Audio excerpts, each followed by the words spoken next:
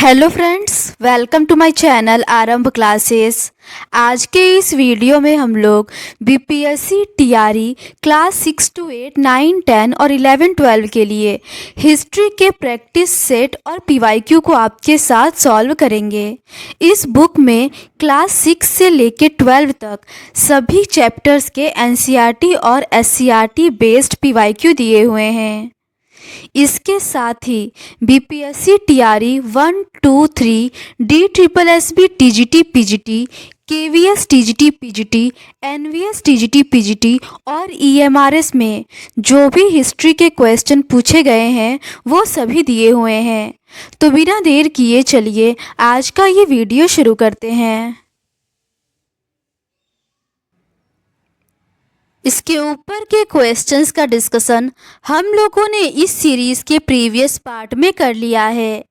आज हम लोग उसके आगे के क्वेश्चंस का डिस्कशन आपके साथ करेंगे। आगे के प्रश्न वन्य समाज और उपनिवेशवाद से संबंधित है। पहला प्रश्न है, निम्नलिखित में से कौन डायट्रिच ब्रेंडिस के संबंध में असत्य है? इसका सही आंसर है ऑप्शन ए, ये ब्रिटिश विशेषज्ञ थे। ये कथन गलत है। डायट्रिच ब्रेंडिस एक जर्मन विशेषज्ञ थे। उन्हें अंग्रेजों ने स्थानीय लोगों द्वारा जंगलों का उपयोग व व्यापारियों द्वारा पेड़ों की अंधाधुंध कटाई के विषय पर मशवरा लेने के लिए भारत बुलाया गया था। इन्हें भारत का पहला वन महानिदेशक नियुक्त किया गया था। उनके सुझाव के अनुसार भारतीय वन सेवा की स्थापना की गई थी। अगला प्रश्न है, औपनिवेशिक शासन के तहत भारत में बड़े पैमाने पर बड़े खेल के लुप्त होने के बारे में निम्नलिखित में से कौन समझाता है? ए है, अंग्रेजों ने बड़े जानवरों को एक जंगली आदिम और बर्बर समाज के संकेत के रूप में देखा। बी है, अंग्रेजों का मानना था कि खतरनाक जानवरों को मारकर वे भारत को सभ्य बना देंगे। सी है, इस काल ने शाही दरबारों और कुलीन वर्ग में बाघों के शिकार की एक नई संस्कृति की शुरुआत की। डी है, शिकार का पैमाना इस हद तक बढ़ गया कि विभिन्न प्रजातियां लगभग विलुप्त हो गईं। इसका सही आंसर है ऑप्शन सी, ए, बी और डी सही है। औपनिवेशिक शासन के दौरान शिकार का चलन इस पैमाने तक बढ़ गया कि कई प्रजातियां लगभग पूरी तरह लुप्त हो गईं। अंग्रेजों की नज़र में बड़े जानवर जंगली बर्बर और आदिम समाज के प्रतीक चिन्ह थे।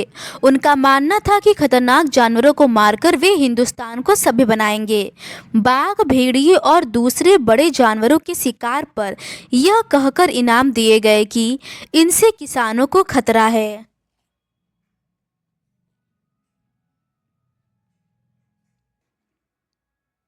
अगला प्रश्न है, निम्नलिखित में से कौन सा भारत में झूम खेती का स्थानीय नाम नहीं है?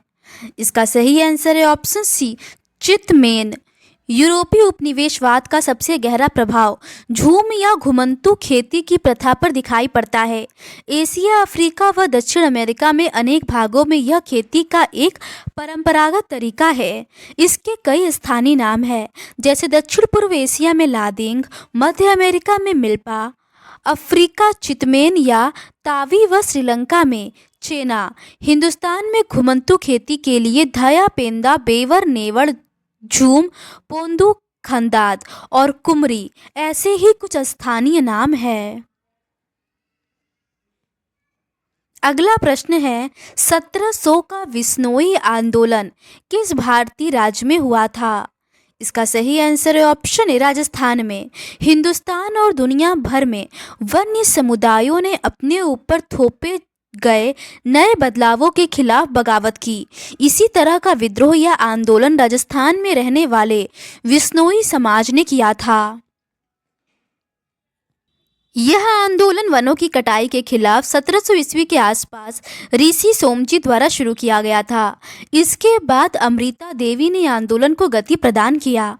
यह आंदोलन राजस्थान के राजा अजय सिंह के महल बनाने के लिए बेजोड़ों पेड़ों की कटाई को लेकर विश्नोई समाज ने शुरू किया था, जिसमें पेड़ों से चिपक कर इसको शुरू किया गया था। इस आंदोलन में विश्नोई समुदाय के 363 लोग मारे गए थे। जब इस बात का पता राजा को चला तो वे खुद इस गांव में आए और माफ़ी मांगी तथा क्षेत्र को संरक्षित क्षेत्र घोषित किया।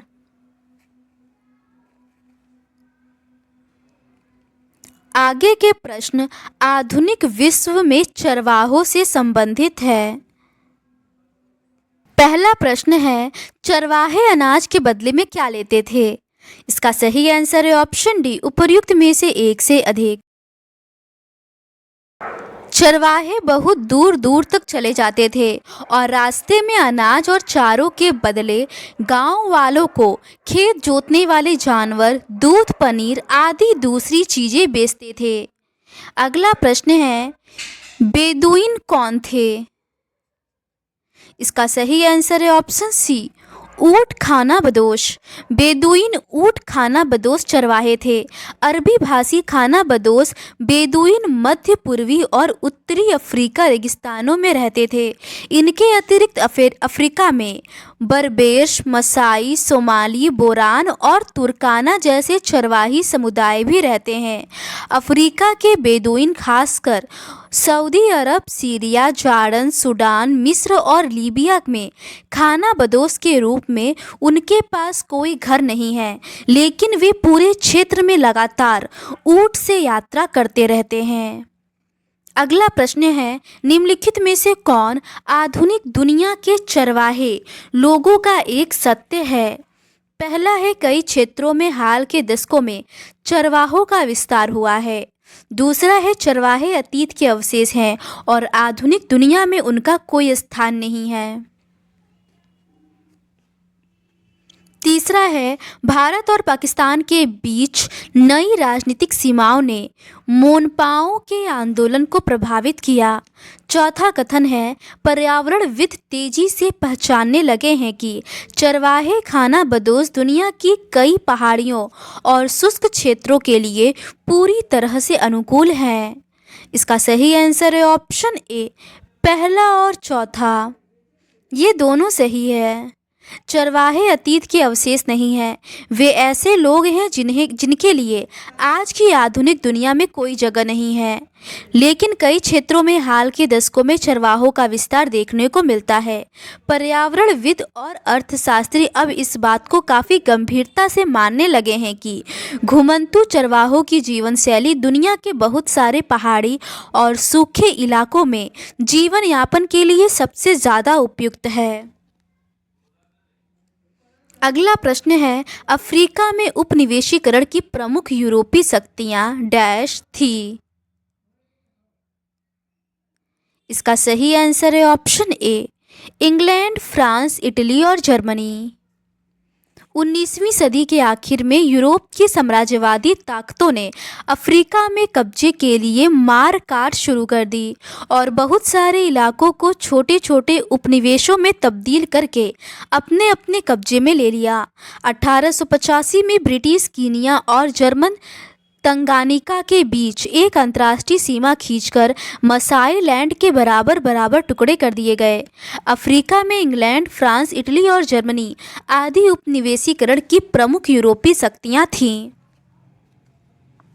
अगला प्रश्न है, मसाई समुदाय के संबंध में निम्न कथनों को पढ़िए और नीचे दिए गए कूट का प्रयोग कर सही उत्तर चुनिए।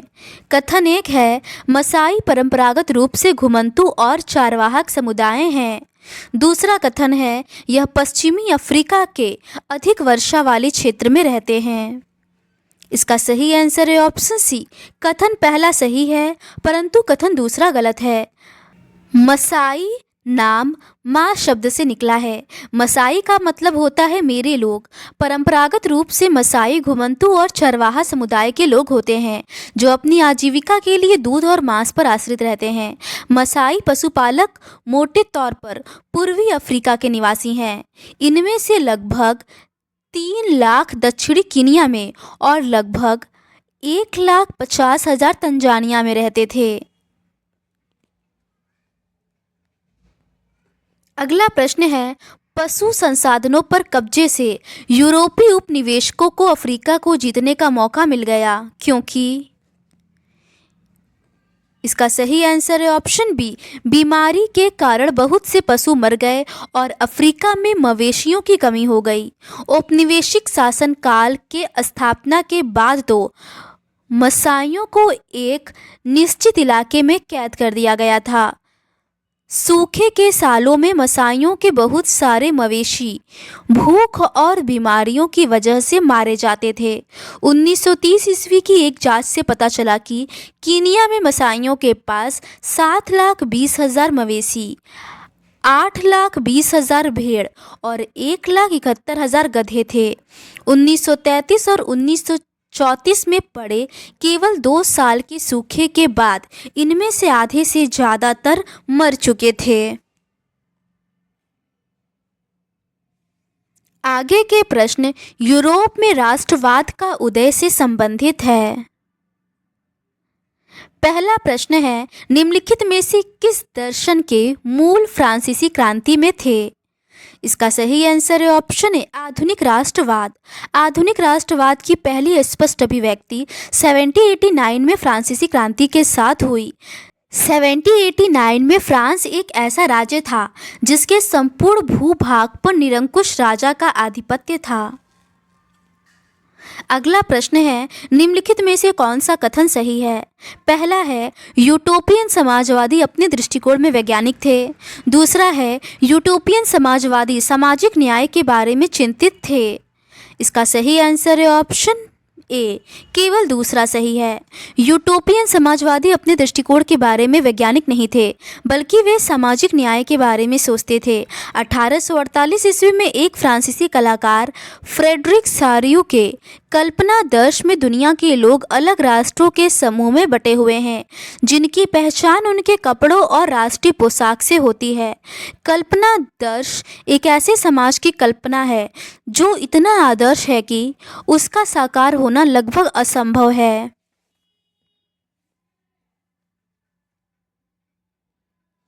अगला प्रश्न है, फ्रांसीसी क्रांति के दौरान नेपोलियन सत्ता में कब आया? इसका सही आंसर है ऑप्शन बी, 1799 में।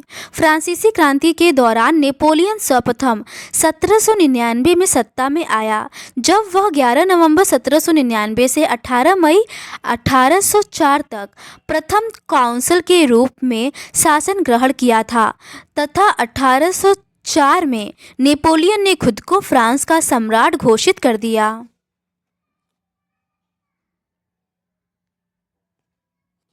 अगला प्रश्न है, इंग्लैंड को किसने दुकानदारों का देश कहा? इसका सही आंसर है ऑप्शन सी, नेपोलियन ने। 1794 ईस्वी में नेपोलियन बोनापार्ट ने द वेल्थ ऑफ नेशंस में एडम स्मिथ की सामान्य टिप्पणी का जिक्र करते हुए इंग्लैंड को दुकानदारों का देश बताया। नेपोलियन के नियंत्रण में जो विशाल क्षेत्र आया, वहां उसने ऐसे अनेक सुधारों की शुरुआत की जिन्हें फ्रांस में पहले ही आरंभ किया जा चुका था। अगला प्रश्न है, अर्नेस्ट रेनन के अनुसार राष्ट्र की निम्न विशेषताएं हैं। इसका सही आंसर है ऑप्शन डी, लंबा इतिहास, समान गौरव और समान इच्छा। फ्रांसीसी दार्शनिक अर्नेस्ट रेनन में सावान विश्वविद्यालय में दिए गए एक व्याख्यान में राष्ट्र की अपनी समझ को प्रस्तुत किया। बाद में यह व्याख्यान एक प्रसिद्ध निबंध के रूप में छपा जिसका शीर्षक था राष्ट्र क्या है। इस निबंध में रेनन अन्य लोगों द्वारा प्रस्तावित इस विचार की आलोचना करते हैं कि राष्ट्र समान भाषा, नस्ल, धर्म या क्षेत्र से बनता है। अर्नेस्ट रेनन के अनुसार राष्ट्र की निम्न विशेषताएं हैं, लंबा इतिहास, समान गौरव, समान इच्छा का होना, अतः राष्ट्र एक बड़ी और व्यापक एकता है। अगला प्रश्न है, आप एक ऐसे देश की यात्रा कर रहे हैं जिसमें 1789 में क्रांति हुई थी, जिसने बास्टिल का पतन देखा और जहां राष्ट्रवाद की पहली स्पष्ट अभिव्यक्ति हुई। आप वास्तव में कहां की यात्रा कर रहे हैं? इसका सही आंसर है ऑप्शन सी, फ्रांस की।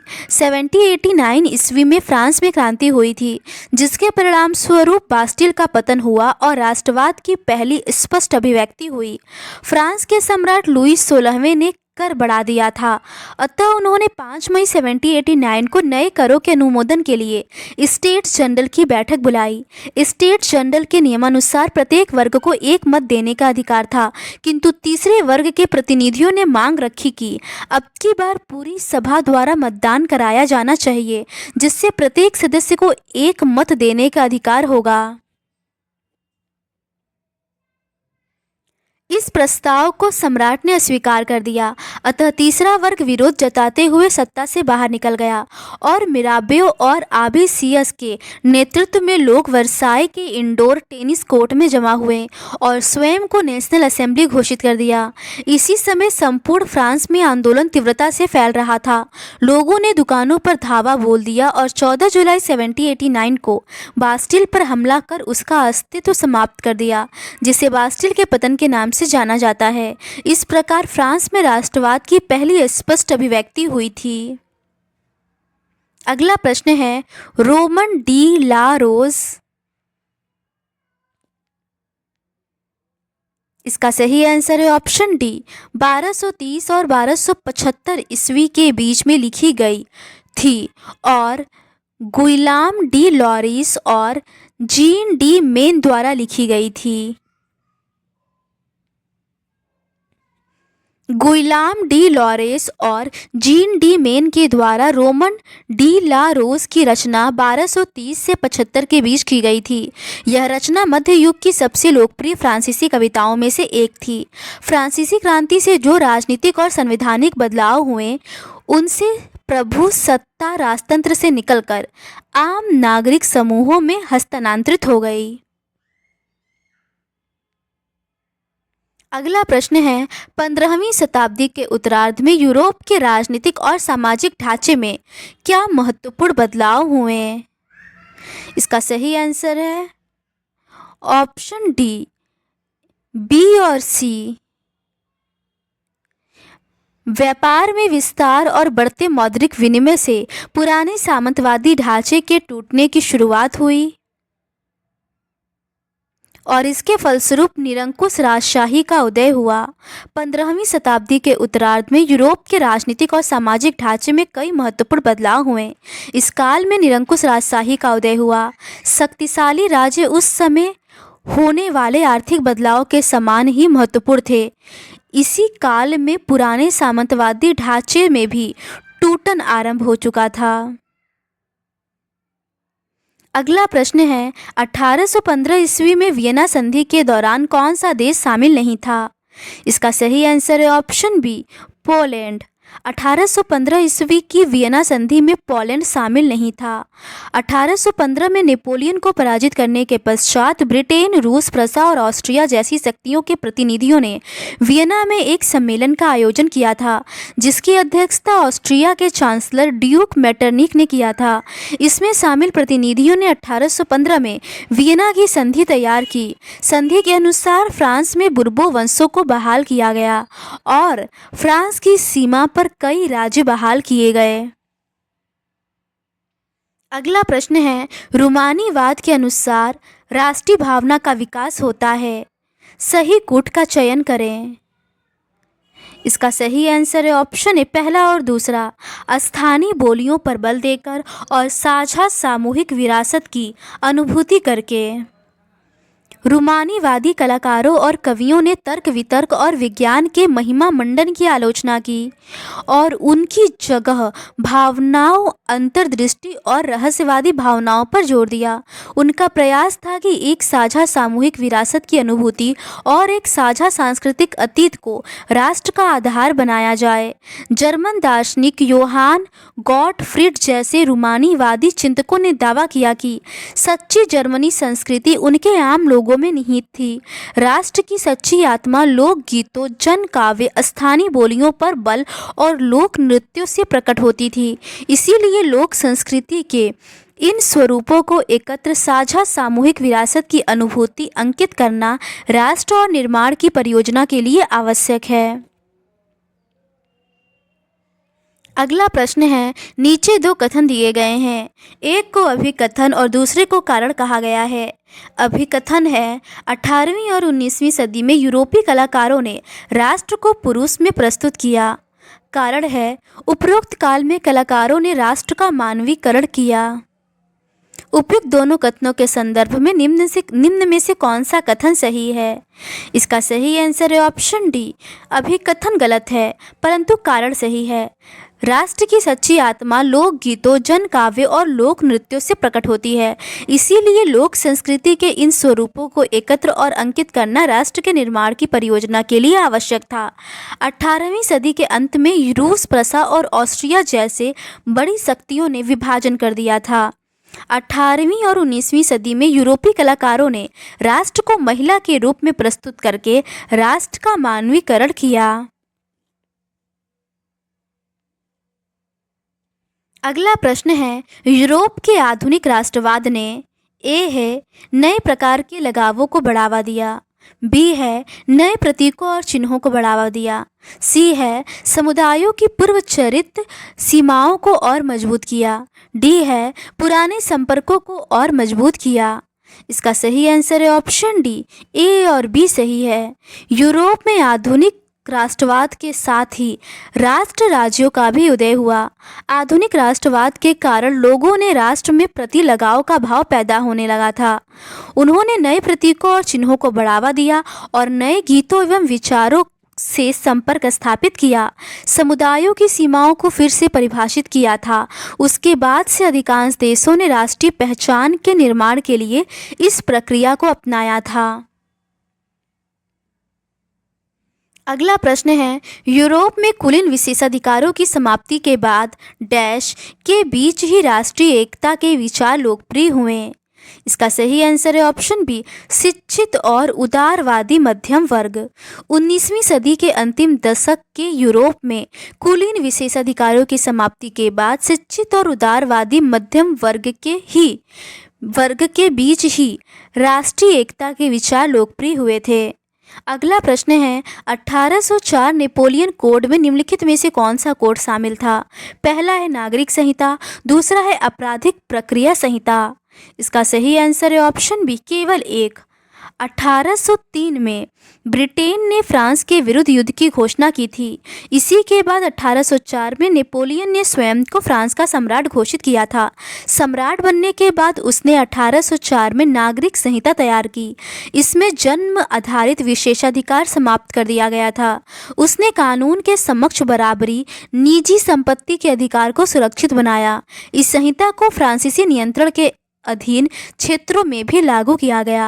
डच गणतंत्र, स्विट्जरलैंड, इटली और जर्मनी में उसने प्रशासनिक विभाजनों को सरल बनाया, सामंती व्यवस्था को खत्म किया और किसानों को भूदासत्व और जागीरदारी शुल्कों से मुक्ति दिलाई। अगला प्रश्न है, निम्न में से कौन सी सिविल कोड 1804 या नेपोलियन कोड से संबंधित महत्वपूर्ण विशेषता है? इसका सही आंसर है ऑप्शन डी, उपर्युक्त में से एक से अधिक। संपत्ति का अधिकार, विधिक समानता और जन्म के आधार पर भेदभाव की समाप्ति, ये तीनों ही 1804 के नेपोलियन कोड की विशेषता है। अगला प्रश्न है, 1803 में किस देश ने फ्रांस के खिलाफ युद्ध की घोषणा की थी? इसका सही आंसर है ऑप्शन डी, ब्रिटेन ने। अगला प्रश्न है, नेपोलियन बोनापार्ट द्वारा बनाए गए कानून की पहचान करें। इसका सही आंसर है ऑप्शन ए, निजी संपत्ति का संरक्षण। अगला प्रश्न है, नीचे दो कथन दिए गए हैं। कथन एक है, जाल वेराइन जर्मन लोगों का एक शुल्क संघ था जिसे 1834 में प्रशा की पहल पर स्थापित किया गया था। कथन दो है, जालवेराइन के गठन का उद्देश्य जर्मनी में आर्थिक राष्ट्रवाद को प्रोत्साहित करना था। उपरोक्त कथनों के संदर्भ में नीचे दिए गए विकल्पों से सही उत्तर का चयन करें।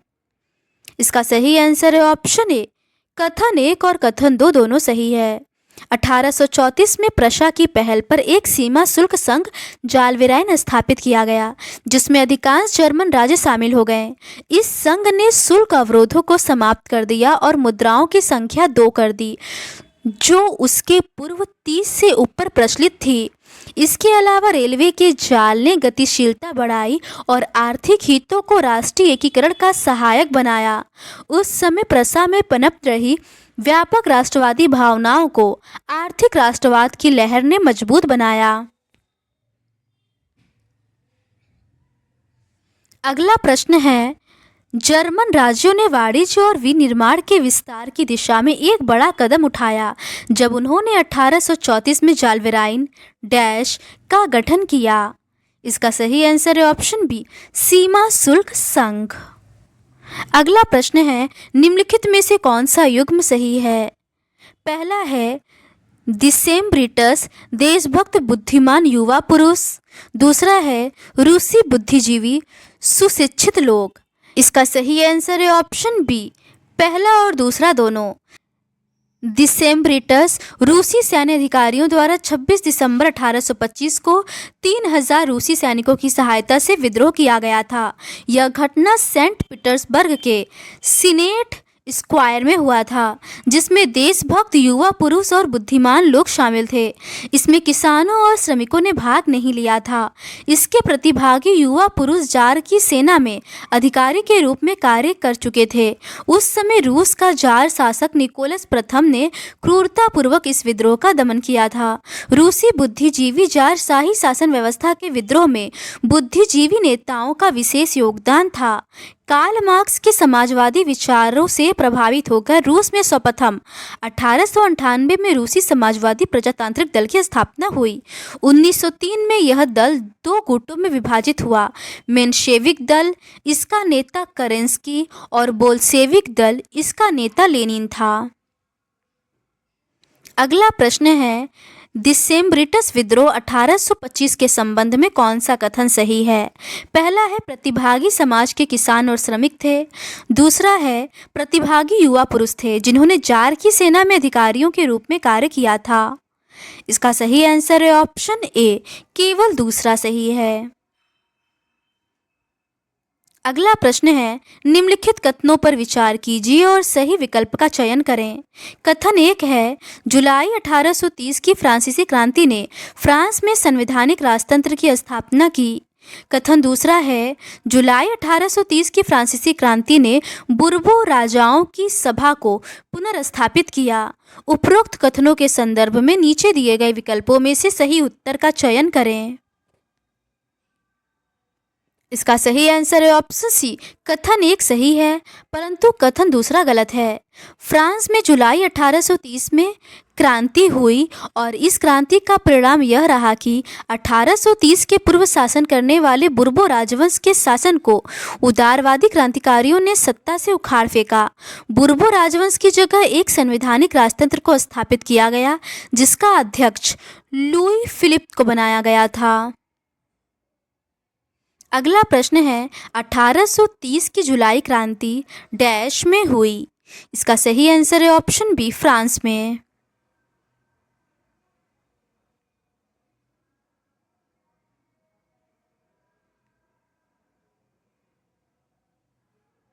अगला प्रश्न है, यूरोप में 1848 की क्रांतियां मुख्यतः निम्न मांगों से प्रेरित थी। इसका सही आंसर है ऑप्शन डी, उपर्युक्त में से एक से अधिक। यूरोप में 1848 की क्रांतियां मुख्यतः आर्थिक समानता, समाजवाद, धार्मिक स्वतंत्रता, सहिष्णुता, राजनीतिक सुधार और लोकतंत्र से प्रेरित था। 1848 में जब अनेक यूरोपीय देशों में गरीबी, बेरोजगारी और भूखमरी से पीड़ित किसान मजदूर विद्रोह कर रहे थे, तब उसके समानांतर पढ़े लिखे मध्यम वर्गों की एक क्रांति हो रही थी, जिसे 1848 की उदारवादी क्रांति कहा जाता है। फरवरी 1848 की क्रांति के कारण फ्रांस के राजा को गद्दी छोड़नी पड़ी तथा एक गणतंत्र की घोषणा की गई, जो सभी पुरुषों के सार्वत्रिक मताधिकार पर आधारित था। यूरोप के अन्य भागों में जहां अभी तक स्वतंत्र राष्ट्र राज्य अस्तित्व में नहीं आए थे, जैसे Germany, Italy, Poland, Austro Hungarian साम्राज्य आदि, इन देशों के उदारवादी मध्य वर्गों के स्त्री पुरुषों ने संविधानवाद की मांग को राष्ट्रीय एकीकरण की मांग से जोड़ दिया। बीपीएससी ने इसका सही आंसर ऑप्शन सी माना था, राजनीतिक सुधार और लोकतंत्र।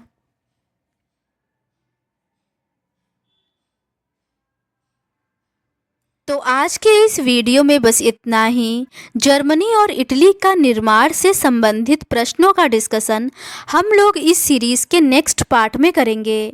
अगर आपको ये सीरीज़ पसंद आती है तो please do subscribe to my channel and like this video. Thank you.